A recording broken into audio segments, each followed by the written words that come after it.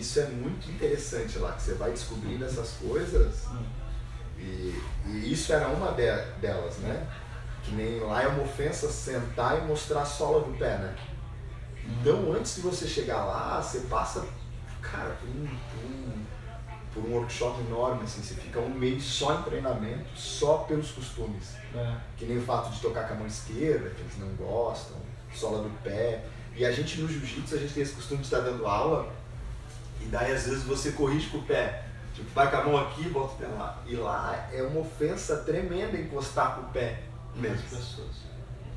E por isso que o jiu-jitsu lá, ele acaba quebrando tanto paradigma, assim, porque eles têm que encostar com o pé um no outro, né? A própria religião, antes de você orar, que eles oram 5 vezes, você lava os pés, né? Né? Como no Velho Testamento, né? Você tinha que lavar o pé. Bora lá, Sandro, vamos começar o papo aí. Então, já começamos pelo final, né? Ah, é? Pode ser. Mas então, seguindo aqui com essa série de bate-papos com professores de jiu-jitsu, ou não só professores, como graduados, faixa preta, ou pessoas que estão representando o jiu-jitsu. Então, essa é a nossa ideia, a minha ideia, é unir a turma, né? Unir o pessoal todo, fazer com que Santa Catarina, o Blumenau, aqui o Vale do Itajaí tenha um jiu-jitsu forte, né?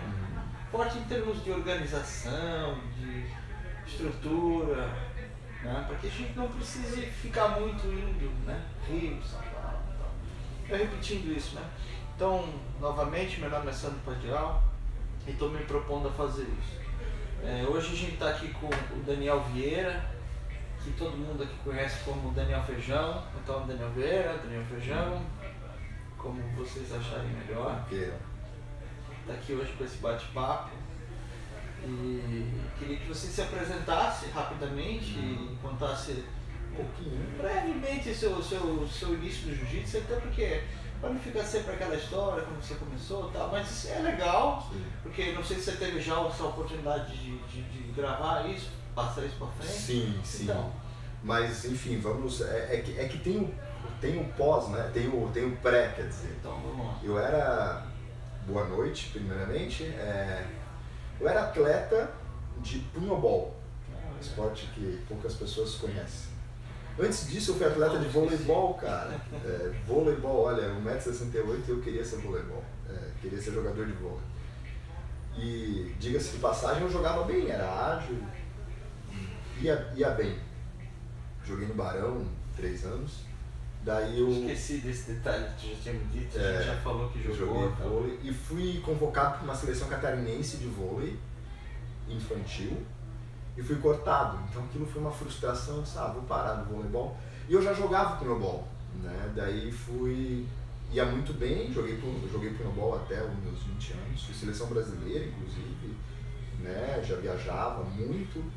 Só que eu comecei a treinar jiu-jitsu nesse meio tempo, quando eu tinha 15 anos, né? Então de 14 para 15. Inclusive meu primeiro salário no punhobol já era assalariado, olha, com 14 anos. Então eu sempre fui do esporte, eu sempre fui esportista. Não teve outra profissão? Não. Gosto muito disso, Só esporte. E daí eu comecei a praticar, porque tinha uma academia próximo da minha casa e o jiu-jitsu estava naquela época que todo mundo falava o que era aquilo, né? Royce Gracie UFC, todo mundo queria fazer e, cara, era muito louco. E eu comecei tendo aula com o meu primeiro professor, que era o Diógenes. O Diógenes era azul e não tinha faixa preta, quando vinha faixa roxa.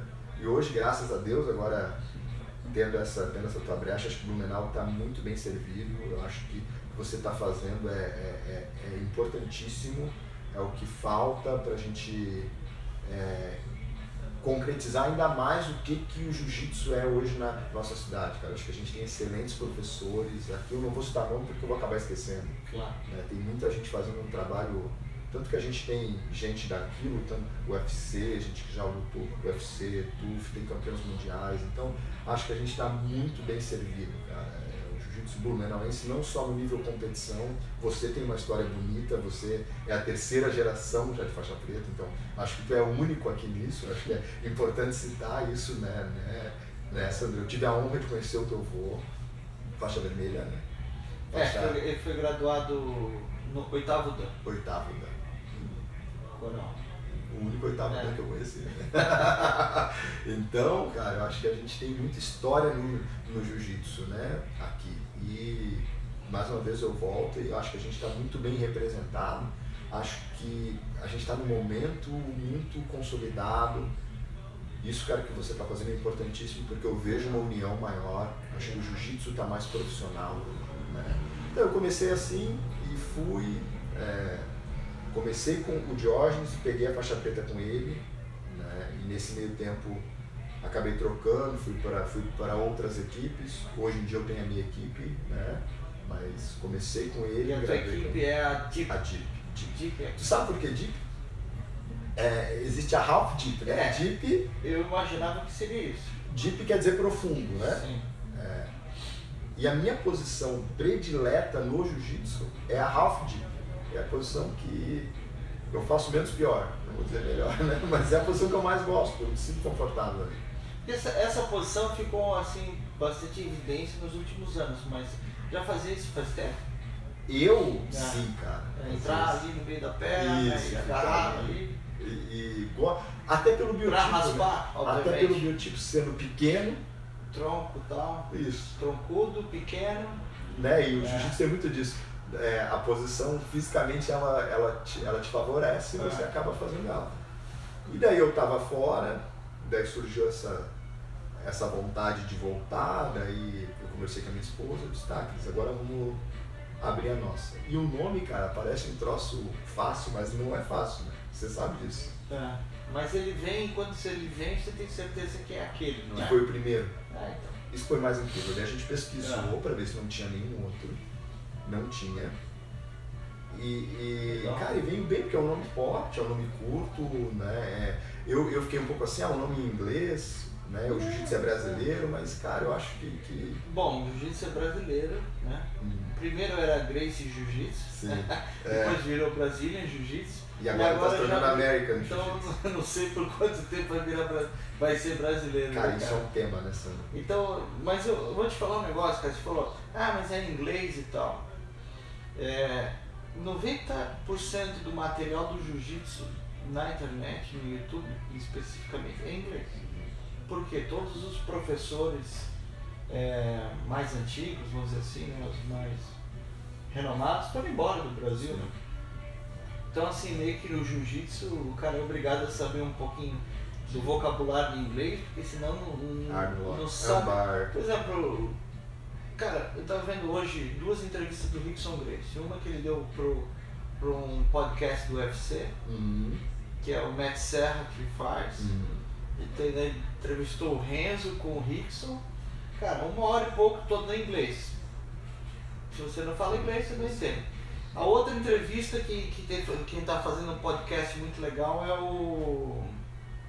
aquele que fala pra caramba, falava mal, lutou com o Anderson Silva. O Chassone. O Chassone também.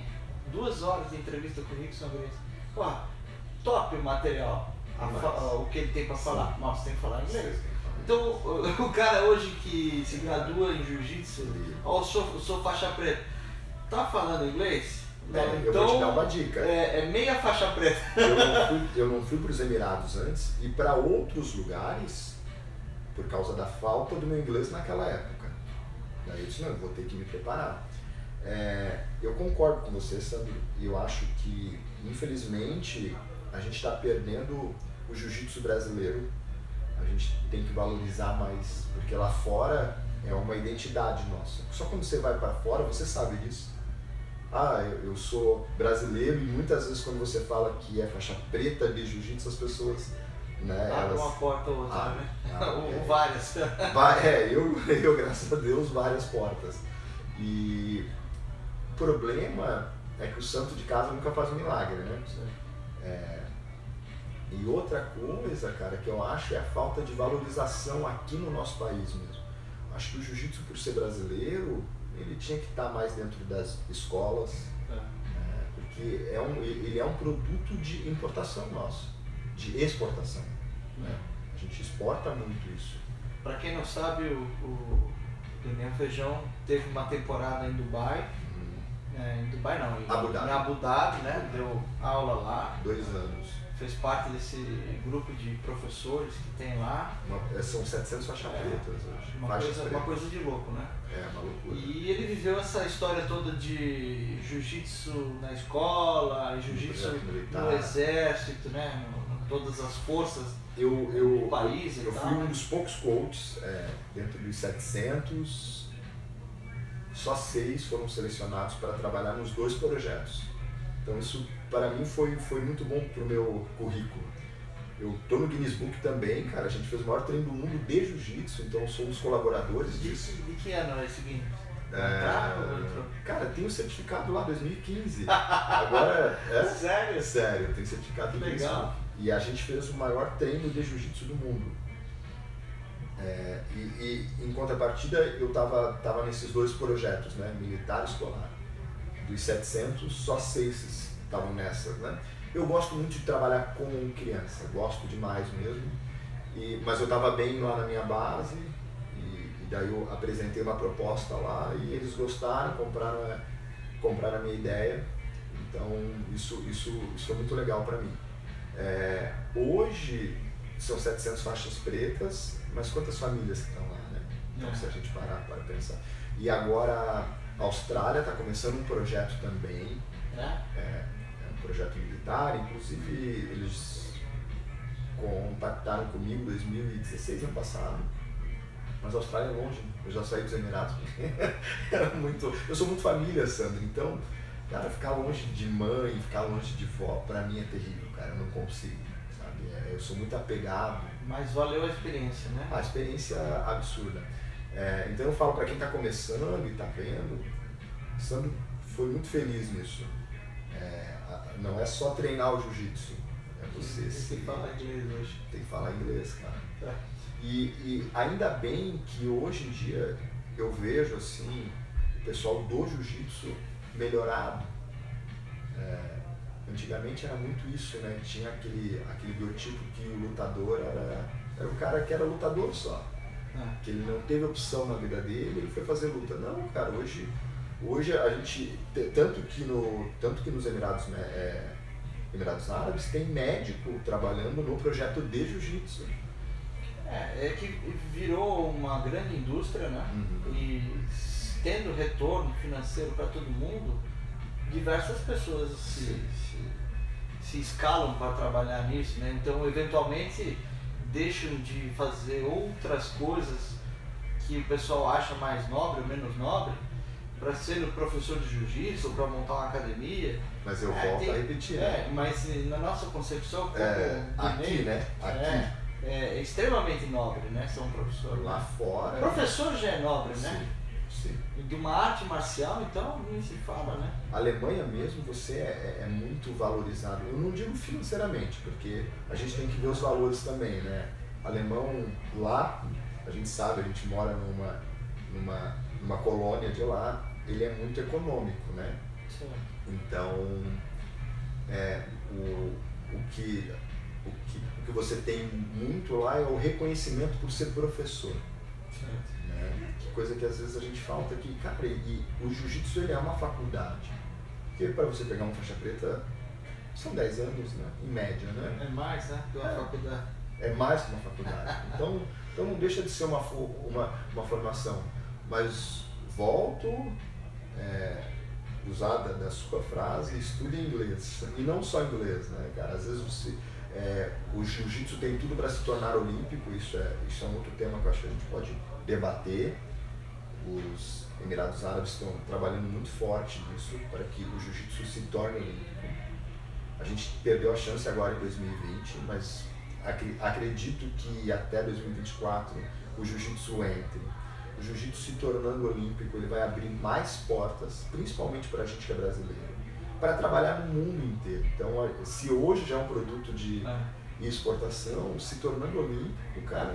Você pensa no futebol, né? Que tem os técnicos de futebol que vão... Agora tá no mercado chinês, abriu aí e tal, né? Então o pessoal tá ou jogando ou sendo técnico na China. Então isso pode acontecer com o jiu-jitsu também, né? Eu tenho 2 amigos meus na China dando aula de jiu-jitsu, que é o Caporal e o Denilson. pessoas estão muito bem, cara. Estão muito bem. E na China, então, né? Eu conheço bastante a China, já tive algumas vezes lá. E a arte marcial faz parte da cultura deles, né? Eu tive até a oportunidade de ver o exército treinando. É mesmo? Uma vez eu vi. É muito, muito sério o negócio. Então, na hora que eles abraçarem o jiu-jitsu, talvez fique até mais potente que está acontecendo lá em Emirados Árabes. Tomara. Emirados Árabes hoje toda instituição que o governo está, então, militar, escola, polícia, agora tudo que tem o governo, essas pessoas têm que praticar o jiu-jitsu. E ele é avaliação. E eu acho que você tocou em outro tema que é importantíssimo. Às vezes a gente admira demais o Japão, o mundo oriental, né? Muito pela disciplina, né? E você vê como é curioso isso. Eles usam as artes marciais para fortalecer isso. Hierarquia, disciplina. E a gente tem uma arte marcial que as pessoas ao redor do mundo estão usando para os povos. E é nossa e a gente não está usando. Né? Tem uns assuntos polêmicos aí até para falar, porque assim, até hoje eu estava nessas entrevistas que eu estava vendo no YouTube, aí você vê os comentários lá embaixo, daí a galera metendo pau nesse, naquele, entendeu? Falando mal, geralmente falam muito mal dos base, né? Eu não entendo por quê, porque sim, eu não sei o cara que treina jiu-jitsu, judô a vida inteira, nunca ouvi falar mal do Jigoro Kano, ou dos filhos do Jigoro Kano, ou dos outros discípulos do Jigoro Kano. Então, além da desunião, há muita falta de respeito no jiu-jitsu, entendeu? Se não gosta do sujeito, não tem problema. Pessoalmente, não tem problema. Mas respeita a sua história, né? Tem que respeitar. O cara tem uma academia ali, tem academia daqui, e fala mal do Hélio Gracie, como é que pode isso? Mas às vezes é falta de conhecimento. Eu falo hoje, que nem nos Emirados Árabes. Esse projeto só está lá por causa do Renzo. Claro. Se não fosse o Renzo, iam ser 700 faixas pretas a menos, ganhando dinheiro, vivendo com uma qualidade de vida. Califórnia, Estados Unidos, quem é que abriu as portas? A família Gracie. O jiu-jitsu é o que é porque eles se testaram. Se eles não tivessem feito o que eles fizeram antigamente, os tempos mudaram, são outros, não dá para comparar. Mas, cara, se tem esse nome, é muito por causa deles. Eu sempre que tenho a chance de falar isso, se pudesse agradecer, se eu vivo do jiu-jitsu hoje, se eu vivo da luta, é por causa da família Gracie. E assim, eu entendo que tem gente que fale mal e eu espero que seja por falta de conhecimento, né? Por exemplo, assim, eu nunca quis entrar nesses debates, até já vi debates de 1.500 comentários, fiquei acompanhando todos, e o pau quebrando entre sujeitos famosos e tal, outros que escrevem livros e também batendo boca com pessoas importantes do jiu-jitsu. Eu nunca quis escrever nenhuma vírgula embaixo. Por quê? Porque eu acho extremamente delicado esse assunto, entendeu?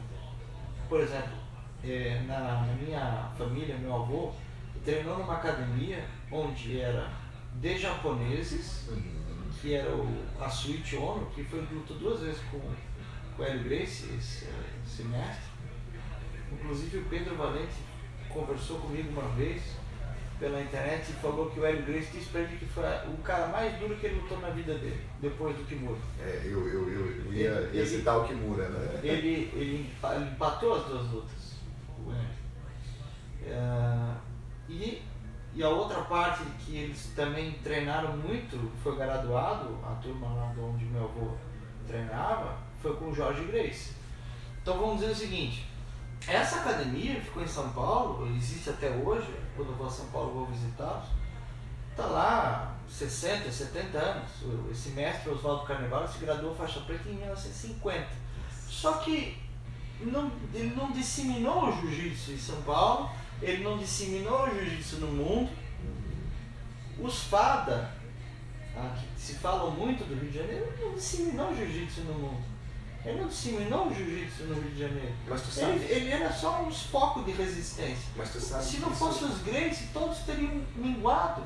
E agora eu vou tocar uma história que eu ouvi de um grande mestre num tema que eu achei interessante.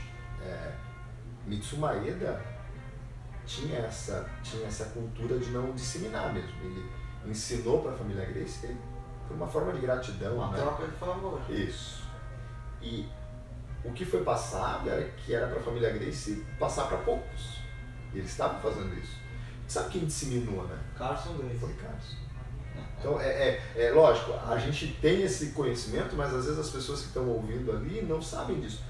O jiu-jitsu era algo assim, ó, fechado, era para quem tinha muito dinheiro, né? Você vê, estranho hoje, porque hoje a gente vê o jiu-jitsu popular, né, cara? Mas o jiu-jitsu era algo nobre. Mas você sabe por que era para quem tinha muito dinheiro? Porque tudo no Brasil era para quem tinha muito dinheiro. O Brasil hoje ainda é um país de diferenças sociais grandes. Sim. Mas antigamente era mais ainda.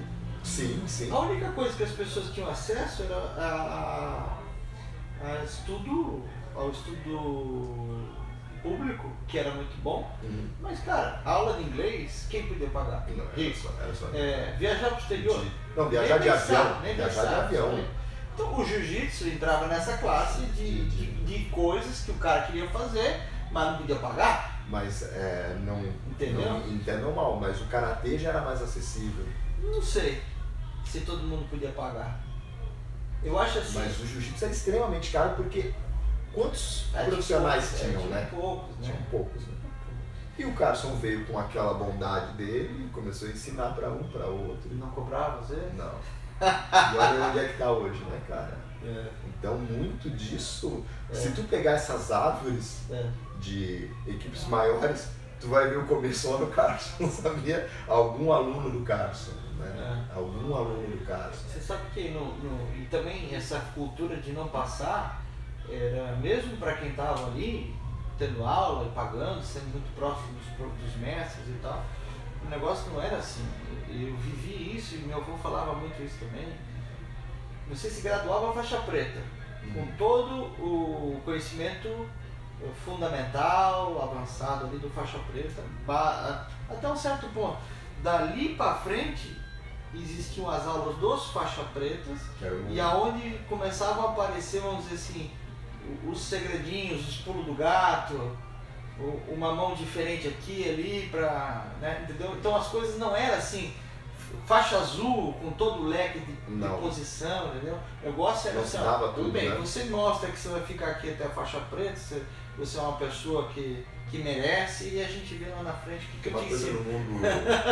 No mundo japonês que eles falam assim, você me escolheu como professor, digamos, né? O cara começou a treinar comigo, tá pagando a mensalidade. E depois que eu te graduo, daí eu escolho ser seu mestre. Daí eu começo a te mostrar esses segredos, né? E outra coisa que eu acho que é interessante para quem está ouvindo, o jiu-jitsu era aula particular, cara. A aula coletiva era aula de faixa preta. Então hoje, se você tem a oportunidade de pegar aula particular, a essência do jiu-jitsu era isso. Às vezes você está com alguma dúvida em alguma posição, é que mudou muito, né? Hoje, né, eu mesmo falo por mim, eu sou um cara muito mais aberto, eu não escondo, vou lá e mostro, mas antigamente era isso. O cara ia lá, mas eu tenho dúvida em tal posição. E hoje eu vejo alguns professores fazerem isso, eu acho isso interessantíssimo. André Galvão é um desses casos. Ele fala que se você tem dúvida, mesmo você sendo aluno coletivo, de vez em quando é interessante você marcar uma aula particular. Claro, para corrigir teus pontos específicos. Você não precisa ser meu aluno particular, mas você, de vez em quando, você marca uma aula. Eu já estou com dúvida, né? E essa é a essência do jiu-jitsu. O Gracie tinha as cabinezinhas dele. Você é um cara que toca guitarra e violão, que eu sei, né? Sim, toco. Brigo um pouquinho. E dentro desse, como eu toco também, né? Não, você é profissional, né? Não, mas dentro desse campo aí tem um exemplo claro, cara. Porque às vezes você tem algo a ser corrigido e no meio de uma aula grande, de muitos alunos, o professor não vê esse detalhe. Exatamente. Passa percebido 6 meses, 1 ano, às vezes nunca vê. Entendeu? E você pode corrigir aquilo em 2, 3 aulinhas, ou às vezes em uma aula. Uma aula. Entendeu? Então, assim, não é porque... Eu acho que é essencial, entendeu? Sim. Eu, na minha vida de aluno de jiu-jitsu, fiz algumas vezes isso. Ó, tô com um problemaço aqui, que tem esse sujeito aqui de 120 quilos, que quando ele chega aqui eu não consigo uma solução para o problema. E você não quer expor isso na classe, né? E aí passa essa questão pro professor e ele vem com uma visão de fora que às vezes você não está conseguindo resolver porque você está fixo num caminho que não é o correto, entendeu? E ele olhando de fora fala, não, é por causa disso, ó. Ou o que muito acontece no jiu-jitsu, o problema é que um cara de 120 quilos nessa posição você nunca mais vai tirar mesmo. Então a solução é antes disso. É não deixar ele chegar aqui fazendo isso. Hoje eu estava tendo um papo com um aluno meu, com o Caio, e a gente estava conversando, e cara, ele, tu vê, né? A gente nunca para de aprender. E ele disse, João, sabe o que me encanta no jiu-jitsu? É que ele parece muito a minha vida. Negócio, a minha vida pessoal. Às vezes tu tá lá bem, tranquilo, daqui a pouco dá uma reviravolta. E principalmente quando você tá na dificuldade, né? O jiu-jitsu ele tem essa aparência com a tua vida. Você tem que ter a calma. Para tudo existe uma saída nessa, né? Ou se caso não tem, o golpe tá encaixado, você bate, começa de novo, né? Você quebra. Então, quando você entende, e eu acho que é essa mudança que quando as pessoas me perguntam o que o jiu-jitsu fez na tua vida, cara, não sei explicar, tudo, porque né? Tu tem que sentir, né? Você não consegue explicar para quem não treina o que é aquilo ali, cara. O que é tocar uma guitarra? Não dá pra dizer. Não dá pra dizer. Aprenda a tocar aí, você vai aprender. Daí, vai sentir. E depois me fala. Né? Mas, cara, o Rafael Roncalho, né, o nosso amigo sapo, né? Rafinha. Se ele falou isso, pô, ele tá cara, avançado, porque... Hoje ele ganhou, lógico, ele tem, nossa senhora, muito crédito, né, que a pessoa tem, mas esse amadurecimento às vezes nem faixas pretas tem, né, Sandra? A gente sabe disso, né, cara? Eu já vi muita gente falar exatamente o que ele falou, e acho que é um caminho comum para todos, tá?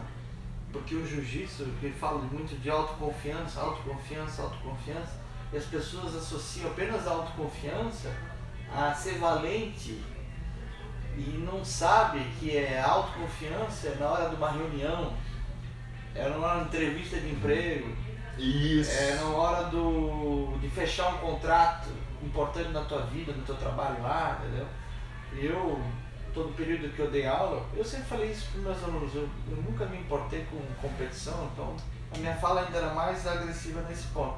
Mas assim, olha, a única coisa que eu quero que o jiu-jitsu faça para vocês é você ser o melhor arquiteto, você ser o melhor advogado, exatamente, você ser o melhor empresário, o juiz. E a gente tem na academia, né, juiz, tem advogado, tem construtor, tem médico, tem dentista, tem de tudo, né? Tem de tudo. A partir do momento que aqui no Brasil, lá fora já é visto, eu não estou falando mal, não, eu gostaria que a grande massa visse, que as escolas vissem isso. Cara, o jiu-jitsu, aqui nós estamos descalços, estamos com a mesma roupa, não tem formação, né? Lá dentro é a mesma coisa. E isso para as crianças, cara, imagina quando você começa a ensinar isso de cedo, já nas escolas, para eles resolverem um problema. Pensa se eles tiverem essa sapiência de calma aí, eu tenho que ter calma para conseguir resolver isso, né? Essa falta de comunicação que às vezes a escola não ensina, né? Hoje eu acho que é uma carência, a gente não aprende a se comunicar, a ter inteligência emocional.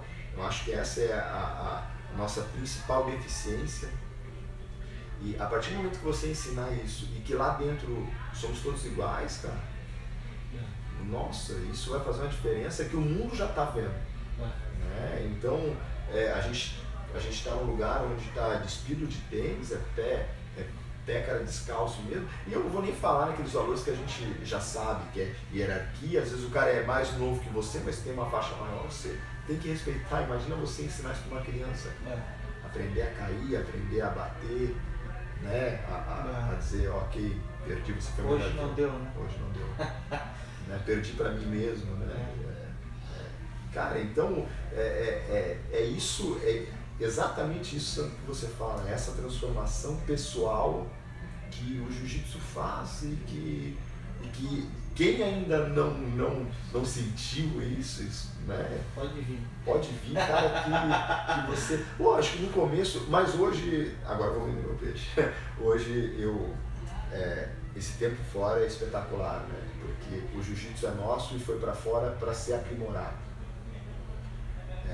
E eu vi uma dificuldade muito grande e uma desistência de quem começava. Pegava azul parado, ou branca. E vendo as grandes academias hoje do mundo, aula separada.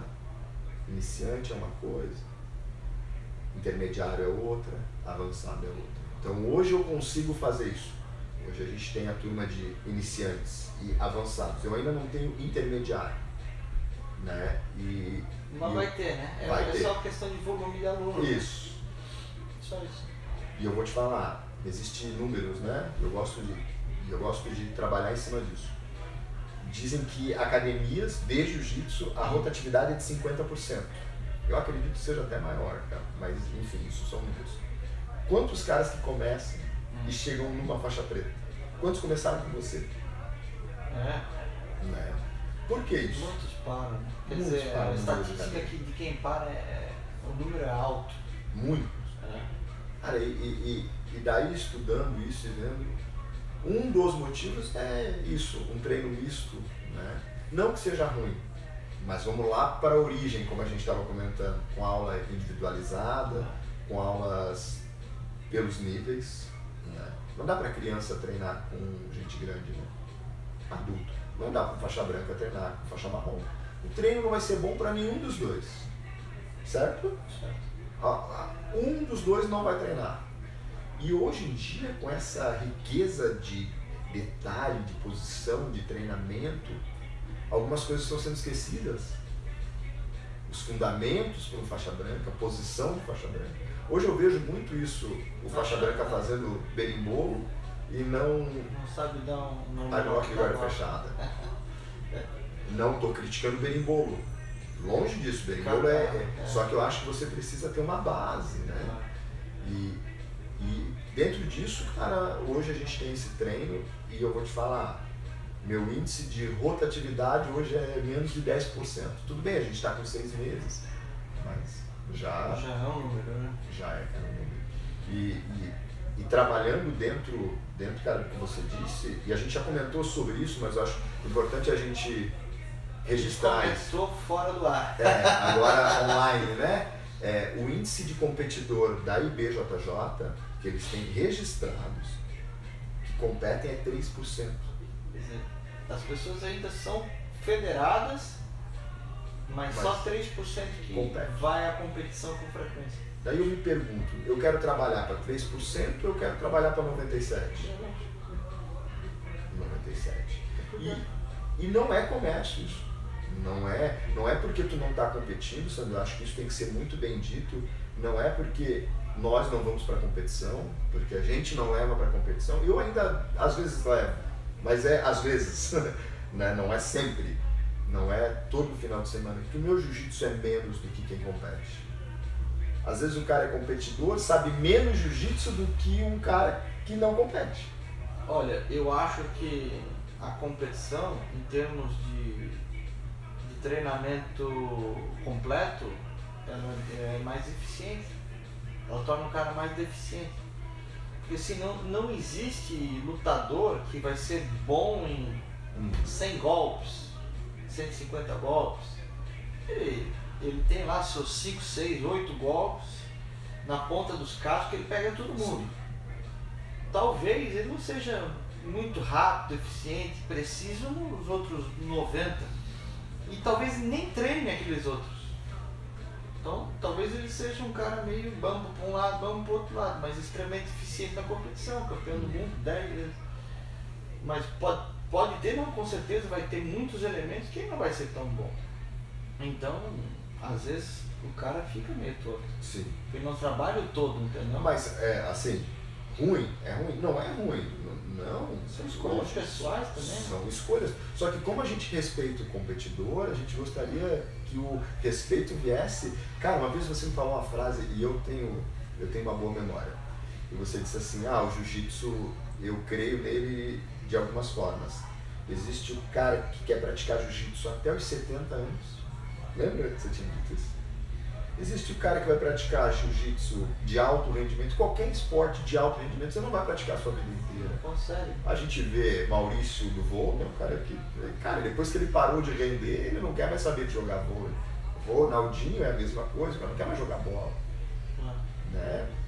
Porque foi um tempo, o corpo dele foi ao limite, estourou, ok, rendeu, foi campeão mundial. Mas existe o cara que quer praticar aquilo ali para a vida inteira, a vida toda dele, né? E sem tanto trauma, né? Sem tanta lesão, sem tanto impacto. E ele pode praticar o jiu-jitsu sim, por que não? Sim. Né? Tem gente de 70 anos que está se matriculando agora. Eu já vi vários. Sim. Vamos seguir o papo. Eu também, como você disse que não esqueceu as frases, não esqueci que você pediu uma camiseta também. É verdade. Sandro, obrigado. Linda. Cara, agora eu quero que você me explique. É legal. Ninguém me perguntou. Porque eu sei que tudo tem um porquê, né, Sandro? Obrigado. Valeu. Obrigado. Usarei. Deixa eu explicar mostrando então. Tá. Porque assim, tem realmente uma grande explicação. Essa flor aqui é uma flor japonesa da época do Império, tá?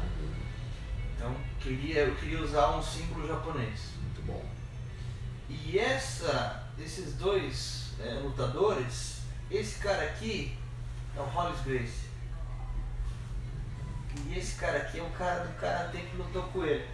Eu peguei, isso aqui ninguém sabe, eu peguei o vídeo, congelei a imagem daquela luta que ele fez, aquele vale tudo contra o cara do karatê. A luta eu achei linda, entendeu? Cara, eu vou ver essa luta depois. Ele mostrou tudo que sabe ali naquela luta.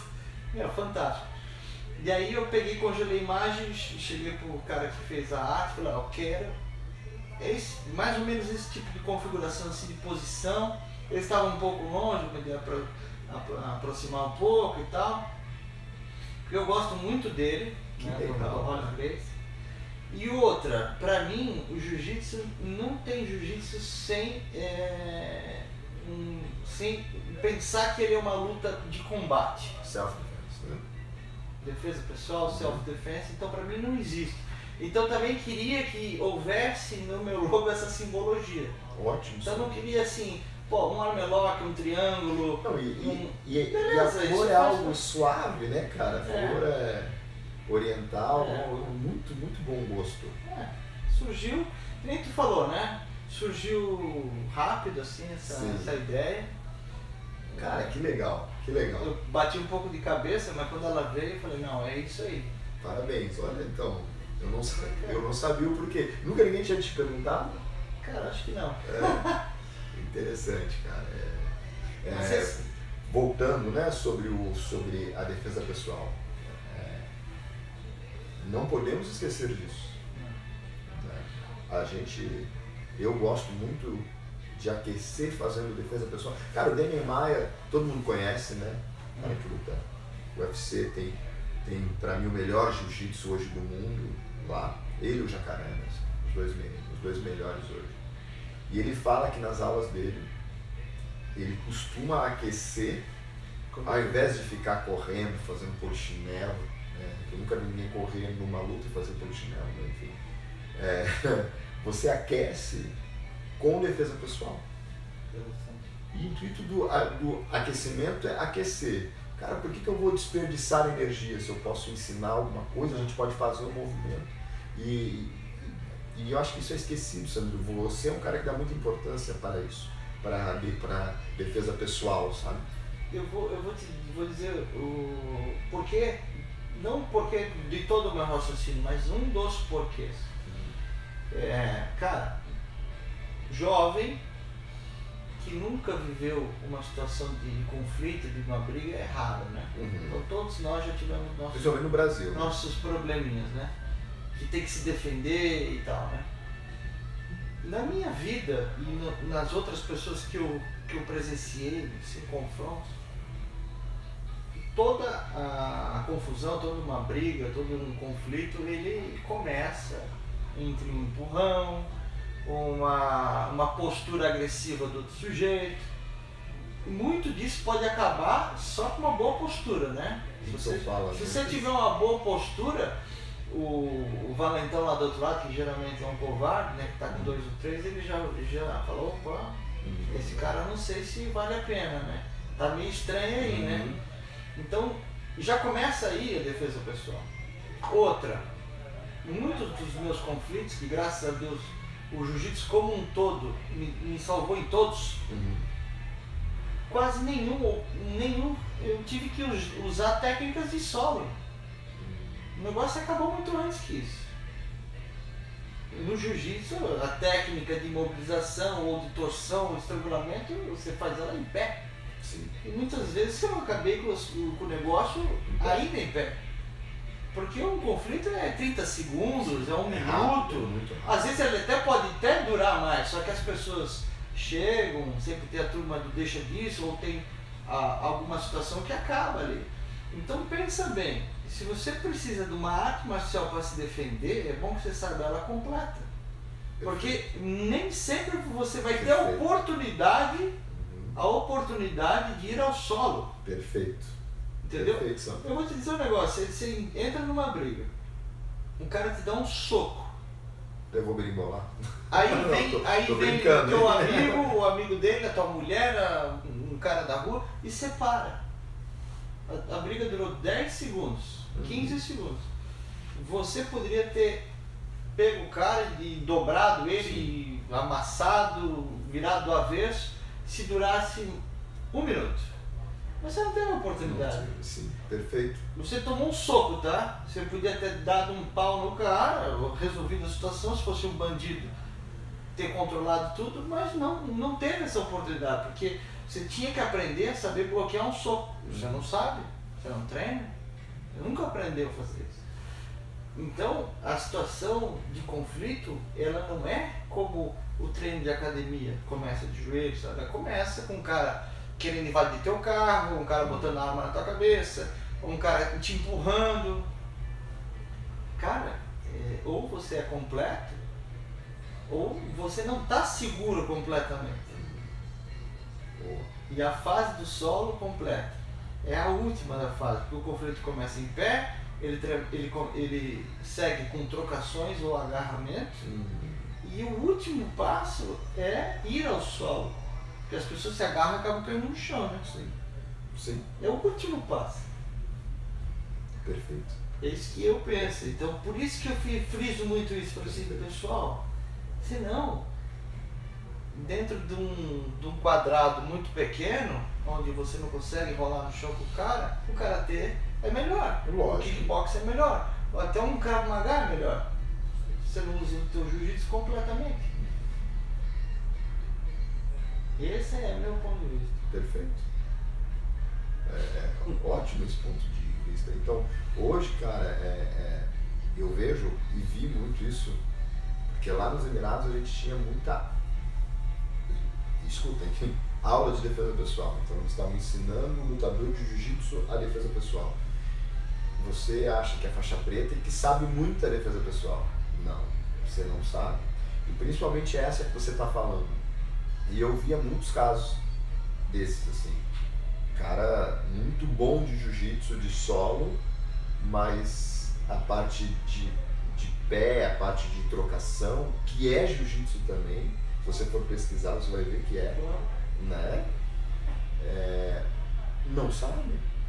Então eles tinham, e como a gente ia trabalhar com forças armadas também, Você tem que ensinar isso. Cara, e eu vou te falar, a grande maioria, Sandro, deficiente. E o pior é que eu via não é nem a deficiência, é você fechar os ouvidos para isso. Ouvidos e olhos, né? Você não querer aprender. Você achar que só o teu jiu-jitsu de solo te salva. Né? Pra Força Armada ainda é pior, porque assim, o cara fala assim, cara, eu tô interessado na solução em 3 segundos. Rápido. Porque senão eu já tô morto. Porque se eu não resolvo com esse cara aqui, o outro me atira pelas costas, o outro me esfaqueou, porque é situação de... Não vai dar pra levar pro chão. De extremo perigo, né? Perfeito. Tem que ser muito rápido. E a gente tinha aula de soco, de chute, e muita gente, lógico, não dá pra culpar. Não gostava, tinha uma dificuldade. Entendo, cara, foi ensinado assim, mas eu acho que a gente precisa buscar. A gente precisa buscar um pouquinho de cada coisa, porque o jiu-jitsu, ele começou e ele era completo, né? Ele tinha tudo isso e começou a surgir as outras modalidades através do jiu-jitsu, né? Do jiu-jitsu, que não era jiu-jitsu, né? Era jiu-jitsu. E daí tinha o que gostava mais de soco, que gostava mais só de queda, e foi indo para as outras artes marciais. Né? Eu, para falar mais um pouco disso, até tem mais um ponto de vista, por exemplo, uma analogia com o judô. O judô fez a mesma coisa que o jiu-jitsu está fazendo com certas áreas, negligenciando. Então o judô, se você olha todos os livros de judô, os filmes antigos, você vai falar com os mestres antigos, todos eles tinham um neuasa afiadíssimo. Sim. Afiadíssimo. Exemplo disso. Mas afiadíssimo, assim, a ponto de botar com um cara de jiu-jitsu e sair empatado os dois. Por quê? Porque se sempre existiu, estava lá no programa, só que a modalidade é olímpica, está no mundo inteiro, tem as regras. Não tem espaço para luta de chão, porque logo quando cai já tem que levantar. Televisão, outra coisa, né? Aí foi se perdendo. Só que eles não precisavam perder isso, mas perdeu. E o jiu-jitsu pode... Quer dizer, o jiu-jitsu na verdade já perdeu um ponto muito importante, que é a parte de queda. Se o judô é uma costela do jiu-jitsu, então todas essas quedas estavam lá. Só pararam de treinar. E nessa minha opinião, que é muita pesquisa que eu já fiz, isso é culpa da família Gracie. A família Gracie nunca foi boa de queda. Apesar do Royler ser tetracampeão brasileiro de judô. O Renzo também. O Renzo também? O filho do Carson Gracie lutou muito judô. O filho do Renzo, os Bering lutaram muito judô. Só que assim, eram focos, entende? Só que na aula, e os alunos deles não passaram isso para frente. Quer dizer, eu sei o Flávio Bering, né, que tem o Silvio, e o falecido Marcelo, o Flávio Bering botou eles para fazer judô de verdade mesmo, treinar, a valer, porque achava que isso era fundamental. Mas por que ele botou para treinar judô? Porque sabia que na academia Gracie judô, queda não tinha, né? Cara, os Gracies, eu adoro eles. Eu admiro demais. Só que, poxa, eles pegam o ogoshi e falam quedinha de quadril. Essa aqui é quedinha de quadril. Isso não é quedinha de quadril. Isso tem um nome. Isso é ogoshi, é koshiguruma. E tá aí. Né? Você usa esses nomes, por favor. Eu acho que a gente no jiu-jitsu culturalmente tem uma nomenclatura pobre e às vezes chula, né? Tá melhorando. E o judô já não. E eu gosto e uso muito isso. Até um tempo atrás eu contava em japonês, falava mate, ao invés de combate. Né? Mas enfim, você vai mudando, você vai vendo que o jiu-jitsu é assim. Mas eu acho que a gente tem que buscar também alguma coisa do judô. Não só queda. Muita coisa, disciplina, organização. Não só queda. Eu gosto do kimono. Quando eu comecei a fazer esses bate-papos, eu já falei para o Juliano, vamos de kimono branco. pro Rui, vamos de kimono branco. Vamos de kimono branco. Eu só tenho kimono branco. Porque, cara, assim, aqui é o lugar onde a gente vai expor e falar sobre a arte marcial e tal. E a gente tem que usar a vestimenta mais clássica possível. Você sabe o que significa o kimono branco? Não. A pureza da alma do lutador. Tudo tem um significado. Tudo tem um porquê. E o judô só colocou o kimono azul para diferenciar. Mas se tu pegar registros antigos, todos eram de kimono branco. Feijão, assim, ó, eu sou um cara que gosta das coisas antigas. Quantas vezes eu tive a tentação de comprar um kimono azul? Porque eu acho. Eu já tive. Um preto, assim. Eu já tive também. Mas eu te confesso, não sei quantos anos de jiu-jitsu, eu só coloquei um kimono de outra cor uma única vez. E aí que a gente ia fazer umas fotos lá de umas camp e tal, não tinha outro kimono, eu botei um preto, que não era meu, eu tirei as fotos, eu pus na internet, depois eu fiz questão de tirar, cara. Sério, Sam? Eu acho que, assim, nós temos que seguir a tradição pro negócio não descambar, entendeu? Eu acho que para a competição até deveria já ter isso, realmente. Um azul, um branco. A IB tá fazendo isso. E aí, inclusive, eliminar aquela faixa que atrapalha o cara, entendeu? Hoje nas finais está sendo assim, né? Graças a Deus tá. Vamos lá, né? Vamos elogiar também. Hoje em dia você vê das quartas, não, das semis, todas com 3 árbitros. Isso é um ponto positivo. Pega os mundiais aí de... Porque dava briga, né, cara? E olha como é que eram os árbitros, de bermuda, camiseta. Então hoje a gente vê em competições aqui, Santa Catarina e Blumenau, árbitro uniformizado. Opa! A parte esportiva do jiu-jitsu está impecável, essa é a verdade. Tá melhorando demais. Daí você vai para uma final de mundial hoje, se eu quero mostrar para alguém, né? Vou te mostrar uma luta aí, você vai ver um de kimono branco, outro de kimono azul. Opa, tá melhor. Pega a luta de 10 anos atrás, você não sabia quem era quem. Mas não pode outra cor, né? Branco, azul e preto. Preto também pode. Preto também. Mas pouco usado hoje. E lembrando que o azul é sempre diferente. Sempre quem vai ficar do lado colorido vai ser o de kimono azul. Né? Mesmo que seja azul com preto. Azul com preto, o preto é como se fosse o branco, o diferente é o azul. Então a gente está melhorando muito, cara, muito nisso, né? Nesse quesito. Eu vi absurdos de kimono vermelho, kimono amarelo, kimono pegando fogo. A gente começou pelo papo lá de Abu Dhabi, né?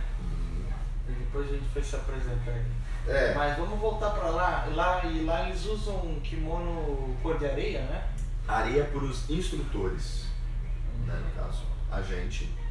Mas o kimono de aluno é branco, né, com o símbolo deles. Eles são extremamente patriotas, então tudo tem aquela águia, a bandeira. Eu acho que eles não. Como é que é o símbolo? É uma águia? É uma águia. É aqueles... A águia é o cachorro deles, né?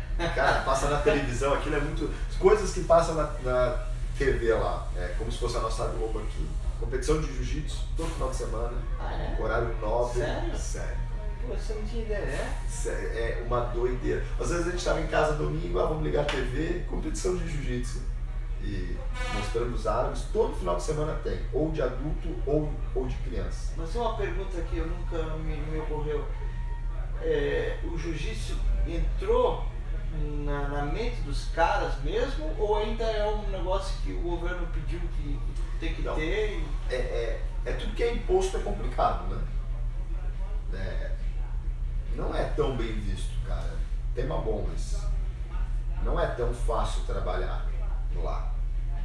É obrigado o negócio, né? Na escola, obrigado. Então matéria na escola. Matéria da escola. É difícil, cara. Não é fácil. A maioria não quer ser. Sheikh Tarnum, né, que é amigo pessoal do Renzo, e graças a ele o jiu-jitsu tá lá. E ele tinha um perfil estranho. O Sheikh Mohammed bin Zayed via isso, era o primeiro filho dele, o Sheikh Tarnum. E foi para Nova York estudar, começou a fazer esse tal de jiu-jitsu ali, gostou, se apaixonou. Cada vez que ele ia de férias, o pai via que o filho tava diferente. Aquele papo que a gente estava tendo de mudança. Tu vê, né? Mas o que você está fazendo, meu filho? Eu estou treinando jiu-jitsu. E é isso que está me mudando. E ele, cara, se isso mudou meu filho, isso vai mudar meu povo. É bem coisa de mundo árabe mesmo, né?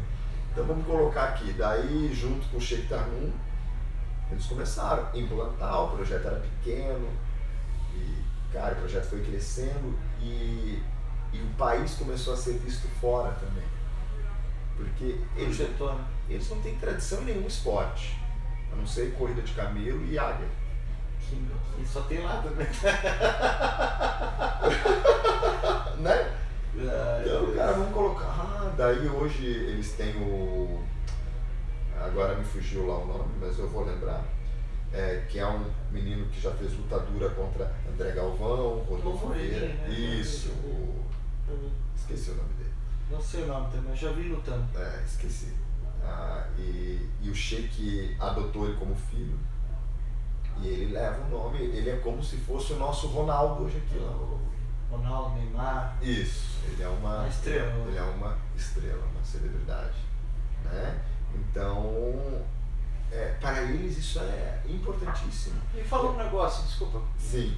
E agora eles estão no Guinness Book, cara, eles fizeram o maior treino do mundo. Quantas pessoas tinha nesse treino? 5 mil alunos. 5 mil? É um pouquinho de gente, né? E foi aonde? Assim, foi numa tipo, base militar? A nossa Proeb aqui, né, nossa Vila Germânica, para quem não conhece, que quando a gente fala Proeb, a gente fala que é velho, né? Fala assim. Eu só chamo aquilo lá de Proeb, cara. Mas é Vila Germânica, né? Putz. Bota 3, assim, cara, e foi uma loucura, porque teve ensaio, então eles pegaram todos os Emirados Árabes, que são 7 Emirados, né? Abu Dhabi, Dubai, Al Ain, Al Jazeera, Sharjah, pegaram todos esses, Ras Al Khaimah, e são como se fossem cidades. Então em cada cidade dessa tem projeto, crianças, trouxeram ali e fizeram esse treino aí. Para bater o recorde. Eu ia perguntar sobre a temperatura lá, muito dureza da aula lá, né? Não, cara, você sabe que dar aula não é ruim, porque tudo é climatizado, né? É difícil viver. Até nos lugares militares também? Tudo climatizado. Tudo. Não tem como viver sem, né? Não, eu peguei 55 graus. Amigo meu comprou um tênis e lá a gente dava aula, né, descalço, então a gente ia pra base de chinelo. Deixava o tênis no carro. E ele botou o tênis atrás, assim, no tampão, né? E foi um desses dias de calor absurdo. A sola grudou no tampão. Colou. Então você vê que... Sabe que eu já estive em Dubai, né? Mas fui em maio, começo de maio, tava 42 graus, 43 graus. Gostosinho. Maio, aqui é inverno, lá é verão. Seco, né? Seco, extremamente seco. E isso faz um bom tempo, né? Mas 42 graus. Bom, mas a próxima vez que for agora vai lá dar né, cara? Vai lá dar um treininho. Próximo ali do aeroporto tem a Tinogueira de Dubai. 10 minutos. E é um treinão sempre. Cara. Mas por incrível que pareça, Abu Dhabi é maior que Dubai, mais rica. Mais rico, né? Mais rica. É o mais rico, né? Na verdade, ele que financiou aquilo lá tudo, né? E hoje Dubai vive de turismo, Abu Dhabi vive de dinheiro. Vive de petróleo. Petróleo mesmo, né, cara? E assim, o Sheik hoje ele gasta a média por ano no projeto é 10 milhões de dólares. Não é nada. Para ele não é nada, né? Mas para você ter noção da importância, o treino o Mundial de Jiu-Jitsu, lá o World Pro, ele gasta mais dinheiro do que no Grande Prêmio de Fórmula 1. Para ter o evento. Então ele investe mais no Jiu-Jitsu hoje do que no Mundial de Fórmula 1. Que agora... Porque o Fórmula 1 é o final de semana, né? Mas mesmo assim, mesmo no Mundial, no evento mundial, cara, é uma loucura, porque tu pensa que ele paga a passagem pro mundo inteiro, porque ele faz os faz as seletivas, né, e faz quem os ganha, trials. ganha. Né? Então só aí já é uma grana. Hotel, tudo passagem. Pago. A gente tem o exemplo do Jean, do Pauletti, que foi nessa aqui. Ganhou a seletiva e foi com tudo pago para lá. Não sabia. E, cara, só isso. E desde faixa branca até faixa preta, master, não importa. Ganhou a seletiva, aqui ó, free pass. E além disso, ele sorteia uma Land Rover, sorteia um Mustang, aí ele vai sorteando coisas lá. Cara, o evento é grandioso e na Fórmula 1 não tem nada disso, né? Na Fórmula 1 as equipes vêm por si só. Cada um paga o seu. Cada um paga o seu, lógico, ele construiu aquilo lá, né, cara? Mas. Loucura, né, cara? Mas assim, o projeto só tem a crescer. Foi uma experiência absurda. Depois de lá eu fui pra Alemanha. A Alemanha é um lugar que o jiu-jitsu ainda vai crescer muito. Tanto que a IB já tem 2 Opens lá, né? O Munique e o Berlim. Eu fiquei numa cidade muito pequena, então era muito difícil viver só do jiu-jitsu, mas já tinha um número bacana de gente treinando comigo. Só que não é a mesma cultura nossa aqui, né? De treinar todo dia, treinar como a gente treina. O alemão faz, um dia ele faz a sauna, outro dia ele faz a bicicleta, outro dia ele faz o jiu-jitsu. Toma chopp? Outro dia ele toma chopp. Ele não tem esse hábito, né, cara? Mas é interessante isso, que o mercado para o professor vai estar lá. Tá lá. Talvez os caras não se dediquem tanto assim para ser atleta. Mas tem. E a Alemanha, né? Você teve essa experiência e a Alemanha é o país mais forte da comunidade europeia, é o número 1. Né? A Inglaterra está fora porque não pertence à comunidade. Mas a Alemanha é número 1, então só sendo o país que o jiu-jitsu tem que crescer ali, né? Tem que crescer ali. A gente tem amigos próximos, né? Ali na Suíça, eu tenho 2 amigos meus lá, a gente tem gente que está em Dublin, Irlanda. Você tem amigo lá em Dublin? Tem. E o jiu-jitsu crescendo. Eu tive em Dublin já e eu tirei a foto na porta da academia. Tem uma Atos lá. Não era Atos, cara, era um símbolo do macaco lá. Mas não era do macaco. Mas eu vou te mostrar a foto. Olha aí. Tinha uma loja de artigos esportivos de luta e em cima tinha uma academia. Vamos lá, né? McGregor é de lá, então quer dizer, a luta deve estar muito em alta. Não, eu gosto. E assim, você que é brasileiro, que tem vontade de ir, se eu pudesse dar uma dica, hoje eu acho que é Europa. Estados Unidos está bem saturado, você está indo para um mercado altamente qualificado, né, cara? Você vai para Califórnia, exemplo. Tá lá Mendes, tá lá André Galvão, tá lá. É um mercado um pouco mais concorrido e muita gente que está lá há muito tempo.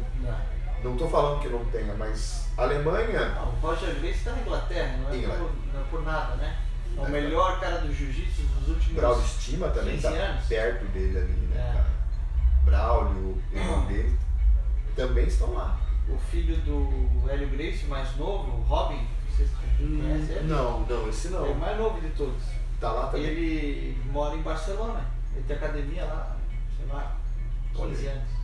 O irmão do André Galvão também está em Barcelona. Super bem. Tem academia em tudo, né? Na África do Sul, tem tudo. Mas eu falo assim, é que essa coisa do sonho americano, que já não é mais tão sonho, né? Lógico, aqui a gente está dando um feedback, né, cara? Você também já viajou o mundo, então, às vezes para orientar melhor, né? Mas é bom. É bom orientar porque, assim, o Brasil vive esses momentos que a gente vê todo dia na TV, né? Sim. Então, que tem gente querendo ir embora do Brasil, cara. E às vezes o jiu-jitsu vai ser a sua salvação. Quantas faculdades que não são aceitas nossas lá, né? Essa aí provavelmente você forma as pessoas lá, né? Não, interessante essa, porque se o cara se forma em medicina aqui, ele vai ter que fazer uma equivalência lá. Vai ter que fazer uma pravinha. Não vai poder lecionar, não vai poder advogar em outro país. Tem um amigo meu que foi embora semana passada para a Austrália, ele é dentista. Também não pode, né? Cara, teve que fazer uma prova e é um processo. Jiu-jitsu pode. O jiu-jitsu, vou chegar lá, né, o meu certificado, a minha faixa, e dizer, ó, tamo aí. Você sabe que o Paulo Sérgio, eu sei por cima, em Paris, né? Tá em Paris. Eu sei por cima uma história dele, parece que ele esteve lá um tempo, treinou uma turma lá e falou, tô indo embora. Parecido com isso, acho que é a história. E aí quando o pessoal viu que ele ia embora, bicho, não deixou ele embora. Vem pra cá. Não, você vai, o que você precisa? E aí meio que falaram, olha, pode ficar que nós vamos te garantir. Te garantir, né? E agora pergunta se parece que a história é mais ou menos essa, né? Foi uma coisa mais ou menos tipo assim, cara, pelo amor de Deus, não tem um professor bom aqui ou não tem nenhum? Não tem nenhum. E ele, inclusive, é muito bom, né? Ele foi que... Cara, eu vou te dar um exemplo. Fundamentou a estrada aqui, Blumenau, foi ele, né, cara? Ele que depois Alcino. Abriu grande Alcino, né? Vamos lá. Düsseldorf, que é uma cidade mediana, alemã. Terceiro é a melhor qualidade de vida do mundo. Tem um cara dando aula de jiu-jitsu lá. E tá rindo. Claro. Dortmund, que é uma cidade parecida com Blumenau, uma cidade, né, sei lá, de 400 mil habitantes, também tem um cara só dando aula. Vamos falar um assunto interessantíssimo, que é o preço do jiu-jitsu. Opa, isso começando pelo preço lá. Quanto custa uma mensalidade? Eu sei que nem é bem mensalidade o negócio lá, né? Tem algumas culturas lá que eu tentei trazer pra cá, que nem lá você não precisa de catraca. Se parte do princípio que todo mundo vai pagar, certo? Então lá isso é limpo. Aqui não vai funcionar, né? Não. Não. É diferente, né? Porque vamos lá, a gente está falando aí de 40 euros a mensalidade. Que para eles é muita grana, né? Você sabe que 40 euros, até porque... Será que é só isso? Porque eu tenho ouvido falar acima de 100 e poucos euros. Olha, alemão, né? Nós estamos falando de Alemanha. 40, 60 euros já é... Mas, cara, vamos lá, se você tiver... Mas para 10 alunos. 2 aulas por semana. 2 aulas por semana. 10 alunos. Ou então vamos para 20. Nos Estados Unidos custa $150 a mensalidade. Os clientes estão cobrando muito mais que isso. Mas o básico é $150. Eu acho que... Isso aí. Só que daí nós temos que pensar no seguinte. Lá não tem como você não declarar isso e não pagar a taxa. E eles fazem questão de que você dê nota para ele poder apresentar para o imposto dele. Então isso esse é outro processo. O americano, se vê o cara sonegando, ele chama a polícia. E alemão é a mesma coisa. Claro. Então ele vai te pagar, ele vai querer a nota para ele, porque lá ao contrário daqui, porque eu gero nota, mas a minha nota você não pode usar como dedução, mesmo sendo ensino.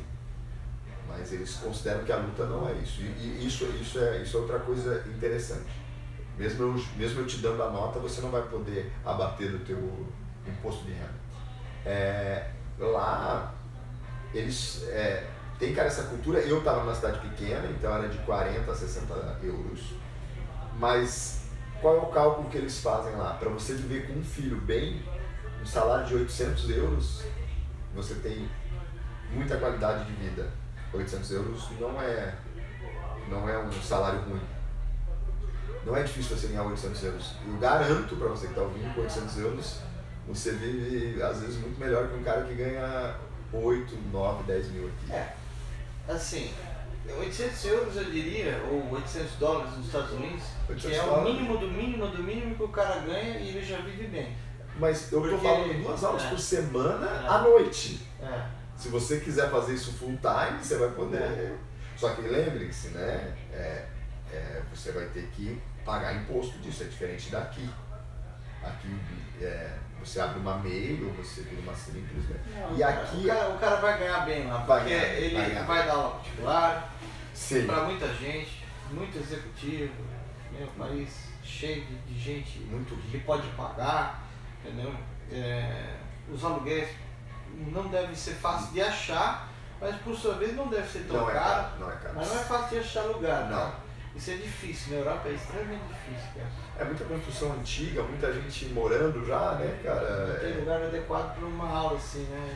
O que eu tinha uma proposta do Borussia Dortmund mesmo, só que eu não morava próximo de Dortmund, eu morava longe, então não era viável para mim. Agora falando de preço de Brasil, a gente pode fragmentar. Eu acho que tem que ser, mais uma vez eu volto a tocar nisso, acho que tem que ser mais valorizado e, cara, e ninguém vai valorizar se a gente não valorizar, né, Sandro? Eu vou dar um exemplo interessante, tá? Para abrir a cabeça dos professores. A Smart Fit, que é um modelo, tipo, sabe aquelas maquininhas de comprar salgadinho e refrigerante, você põe a moeda e puxa o negócio, você não sabe quem é o dono, você não sabe, não tem funcionário, obviamente, a energia, certo, está comendo do shopping center de graça, quer dizer, é o sistema mais esdrúxulo de comércio possível, que alguém está ganhando dinheiro. Consumismo total. Você dá. A Smart Fit é isso aí. É um lugar que está lá, pronto, você entra, usa e vai embora. Numa média brasileira, custa R$ 69,90, né? R$70, numa média brasileira. Você ia a um lugar, lógico, os equipamentos são primeira, as locações são ótimas, tudo isso é legal, beleza. Cara, mas não tem atendimento nenhum, não tem técnica nenhuma, não tem nada. É apenas um lugar self-service. R$70. Uma academia de arte marcial, onde vai se te educar, onde você vai aprender não só a lutar, mas valores, princípios, filosofia, etc e tal, vai mudar a tua vida com certeza, não pode custar R$80, R$89, R$90. Pelo amor de Deus, cara. O que é isso? Esse é o preço quase da minha hora aula. É uma desvalorização total do sujeito que sai de casa para ir lá dançar. Hoje, Sandra, a minha hora, R$80, uma aula particular. Cara, como é que alguém paga R$80 para treinar um mês todo? Coletivo? Eu sinceramente, não acho legal. Não acho legal. A minha mensalidade hoje, ela tem um valor X, que eu acho pouco ainda. Acho que a gente tem que melhorar esse preço. Porque a gente está ensinando, a gente está passando conhecimento e eu acho que o que você está fazendo, agora eu vou lá no começo do nosso papo, de unir a galera, isso é uma coisa que a gente já conversou, e eu vou para a área médica, onde eles são unidos nisso, e a gente precisa se unir para ter um teto e para ter um piso, né? Eu acho que hoje acho que o teto, cada um dá o teto que acha, mas eu acho que o piso a gente tem que ter. Tem muita gente que vai escutar, ver esse vídeo e fala, pô, quer aumentar os preços, o Brasil está quebrado. Mas a questão não é essa, a questão é, o Brasil é um país extremamente difícil, os aluguéis são caros, os lugares exigem muita regulamentação para você locar. Aí se você não gostou daquele lugar porque não vingou, você precisava ir para outro bar, você tem que pagar as multas para sair. Os alunos são assim, que nem uma gangorra, vai, não vai, vai, não vai.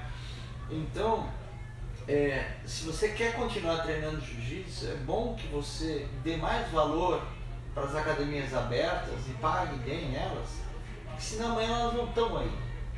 Entendeu? E outra, quem de repente quer ficar dando aula, talvez não sejam os melhores, porque os melhores não vão mais se sujeitar a receber tão pouco. Cara, por que todos os profissionais estão pelo mundo e não no Brasil? A resposta é essa. Cara, lá a gente conversava muito sobre isso. A gente ainda mora numa região que é absurdamente diferenciada do resto do país. É verdade. Né? A gente tem essa sorte de estar num lugar onde a economia é muito forte, as pessoas têm dinheiro, então assim elas valorizam isso. Eu acho que elas pagam bem, né? por isso que dá para se viver bem disso. Quando eu pedi a conta 3 vezes, mas os caras não queriam me dar conta de jeito nenhum. Lá em... Isso. E, cara, quando eu falava de onde eu era, os caras, não, mas tu é do sul, mas tu é do Blumenau, e aqui essa região do Vale, você pode viver muito bem do jiu-jitsu, você pode viver muito bem das artes marciais, se você trabalhar certo. Então, hoje eu não vejo uma necessidade de ir embora. Se a coisa apertar, ok, né? Porque quem sabe a gente ensacola ali a mala e volta, né? E aí é que eu falo, aí é a hora dos alunos entenderem bem o professor que tem, para não perder ele pro mundo, entendeu? Sim, sim. Porque proposta tem, Sandro. Claro. Né? Assim, no geral, os professores de Blumenau são bem sucedidos, né? A gente sabe. Tá todo mundo bem, cara. Eu vou receber para um bate-papo aqui o Feijó, que também é um case tá de sucesso, super bem, né, cara? tu tá super bem, outras pessoas aí também estão super bem. Eu desconheço quem não se dedicou ao jiu-jitsu e não fez sucesso aqui na região, entendeu? Agora, eu vou falar do Feijó. É bom olhar para a história, né? Ninguém tem 500 alunos do dia para a noite. Olha quanto tempo ele vem trabalhando. Não, ele está fazendo o fundamento dele. Então, cara, eu sempre que cito, eu uso ele como um case, né? Cara, é um case de sucesso tremendo. E tem outro menino vindo aí que é o Packer. Tem outro menino que eu acho que... é o filho do... que vale o papo, tá trabalhando certinho. Mas, tu vê, né? Que já tá vindo uma outra geração aí, né, cara? Eu não gosto nunca de desmerecer ninguém, mas vou fazer uma citação interessante para uma reflexão e vou fazer um gancho pro teu negócio. Você colocou lá Deep e não se vinculou a nenhuma bandeira. Sim. Certo? Fiz o meu. Não é por isso que você vai fazer mais ou menos sucesso. Quem vai determinar teu sucesso é o teu trabalho, porque você é o professor. Isso. Se você faz lá teu programa de aula bem feito, você não precisa comprar a franquia da Gracie Barra para comprar o programa de aula dele. Para quê? Você faz o seu.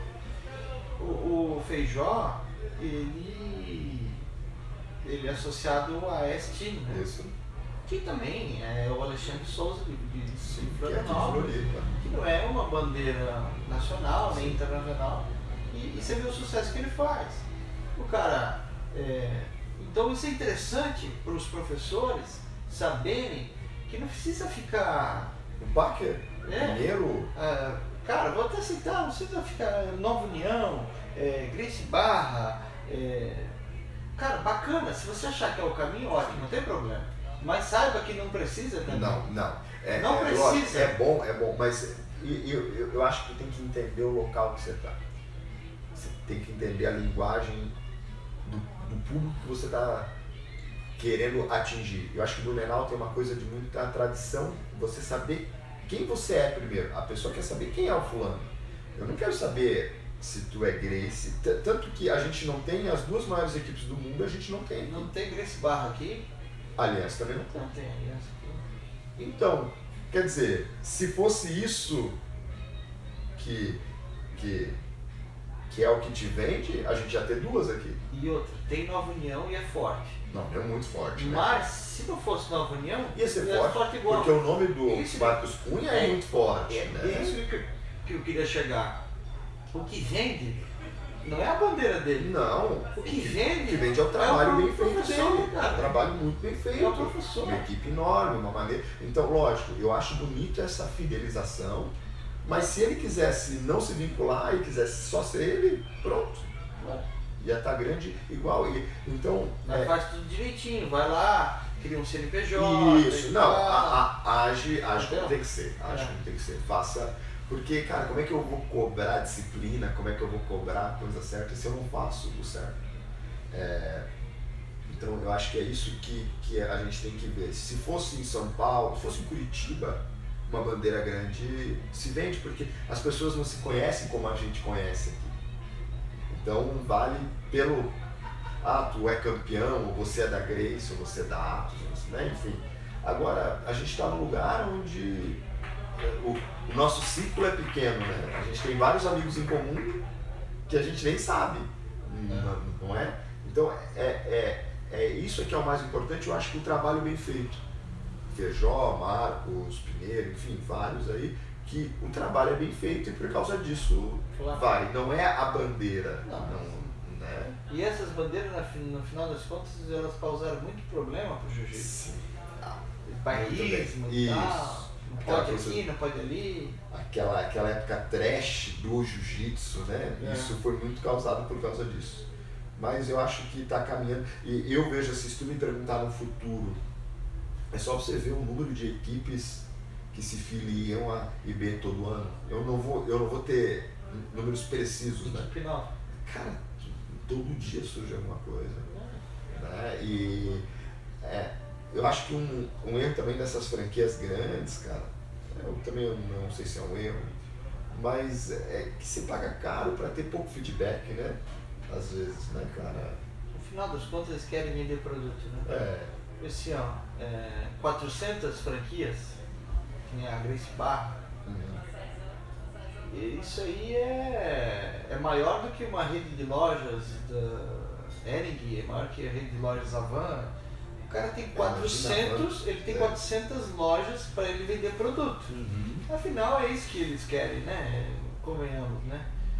400 academias no mundo. Quantos kimonos estão vendendo, quantas camisetas estão vendendo, quantos hashguard estão vendendo, quantos faixas estão vendendo, sem contar outras coisinhas e tal. Não, beleza.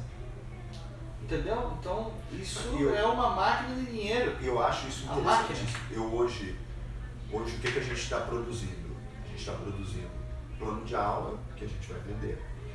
Aula montada, aula para professor, diga-se de passagem, não é aula para aluno, aula para professor. A, B, C, D.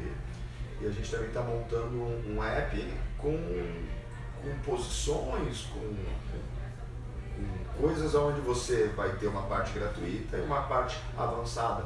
O que eu vejo e uma galera compra franquia para ter assessoria. Claro, não tem a condição de formatar isso por si próprio, né? Mas e se eu não precisar pagar a franquia, mas eu pagar o app tal? E ali eu vou ter posição, ali eu vou ter conteúdo. Talvez alguém venha com essa ideia, né? Estamos aí. Nós estamos trabalhando em cima disso. Hoje, cara, eu acho que se tu me perguntar qual é o futuro da DIP, o futuro da DIP vai ser vender plano de aula. Hoje a gente já tem gente interessada em Minas Gerais, na nossa metodologia. Eu sei que é mais difícil você vender aqui. Apesar de já tem gente interessada em Blumenau, a gente já está trabalhando em cima disso, de vender o plano de aula, de vender a metodologia de controle. Você não precisa, eu não tenho o nome de uma Gracie Barra, de uma aliança, você prestar assessoria em cima disso. E em cima disso, cara, esses apps, hoje em dia você tem app de treinamento funcional, e você não tem jiu-jitsu ainda. Né? Tô dando a dica, mas não vale pegar aí, porque eu já tô em cima, então logo, cara, vocês vão ver já. Já pegar. Como aquecer, como montar uma aula. E em cima disso, cara, a gente. O jiu-jitsu está se modernizando e a gente tem que acompanhar essa levada. Né? Então. Eu conheço muita loja virtual que vende muito mais do que 20, 50 lojas físicas. Então o caminho de tudo nesse planeta Terra hoje é para o mundo virtual. Não tem o que fazer. Os Ribeiro lá, o Xande Ribeiro, o Saulo já tem, o Rolio Gracie já tem, os Valentes, né? Agora o Renzo Gracie fez aquela Geller, os Mendes já tem também, o Mendes tem também. Todo mundo tem, né, cara? André Galvão. Que reclamaram muito porque o cara, o Rolio Gracie, na minha opinião, é um gênio do negócio. Ele foi pioneiro, mais uma vez foi pioneiro, e a galera saiu reclamando, né? Porque ele não fez antes também, né? Ah, sim. Todo mundo faixa online. A questão não é bem essa, né? Mas ele foi muito inovador. Ele foi o primeiro cara que fez isso, cara. Ele acertou na mosca, porque não dá mais 5 anos, tá todo mundo dando aula online. Eu também acho que Vai ter aula presencial sempre. Sim, e isso não vai deixar de ter, cara. Só que o cara passa um mês viajando e não quer perder a exposição. Isso é que nem universidade, cara. A universidade agora online é o que mais tem. E outra, eu posso te dar assessoria. Hoje em dia a gente não tem assessoria de corrida, assessoria de treinamento. Eu tenho dois caras treinando comigo que são faixa azul, roxa. Então eu vou dar assessoria do que eles têm que treinar naquela semana. Quando começou o jiu-jitsu, que eu comecei tendo aula com o Diógenes era azul ainda. Ele não tinha assessoria e dava aula. Agora, imagina se eu pego um cara que não quer dar aula, eu vou prestar assessoria para ele treinar. Você sabe que você falou um negócio fantástico, cara. Ó, eu vi o Rorion defendendo a posição dele da Grace University lá. Assim, bem desse jeito. Falou assim, ó, tem um lugar, uma cidade vizinha lá do país tal, que não tem academia. E o cara quer treinar. E o cara está treinando através do meu site. Eu estava treinando. O dia que um dia tiver uma academia física, não tem dúvida que ele vai treinar nessa academia lá. Lógico. Só que por enquanto, que ele não tem onde treinar, ele está fazendo isso. Nós vivemos isso aqui em Blumenau. Não tinha. Não tinha. Depois tinha, mas pô, o cara era faixa azul, faixa roxa, e ficou assim até esperar o cara virar faixa preta. Eu fui para lugares no mundo onde não tem, os caras querem treinar, eles te olham assim, tu é professor de jiu-jitsu, tu é faixa preta, quer treinar. Hoje, os meus alunos de lá, né, de Neheim, se eu começo a passar isso para eles, cara, o Davi cansou de gravar a posição para mim, Feijão, ó, faz isso. Então, em cima dessas ideias que eu posso estar ensinando iniciante, lógico, o meu plano hoje é dar a assessoria para professor e não para aluno, mas é nicho, cara, é nicho. E assim, a gente tem que abrir a cabeça e ver que o mundo está mudando o tempo todo, que o jiu-jitsu está mudando e quem não for, vai ficar. Feijão. Isso aí, excelente. Vamos abandonar o papo? Vamos. Não, porque se deixar, cara, valeu. A gente fica aqui umas 4 horas. Só vou finalizar dizendo assim, eu estou treinando na academia do Feijão, tá? Agradeço bastante. Obrigado, senhor. Obrigado. É paciência. Obrigado eu por você ter indicado também, né, cara, para os meninos lá. Os meninos estão voando baixo, né? Já vieram prontos, né? São muito bons, né, cara? Obrigado, cara. Obrigado, senhor. Valeu. Obrigado. Pessoal, posso vender o peixe? Academia Jeep, Rua Jacob Keimer, passando Vila Germânica, não Proeb, segunda rua esquerda, tá? Então, a gente tem turma a partir das 5h30 da manhã até as 8h30 da noite, ok? Obrigado. Valeu. Valeu, galera.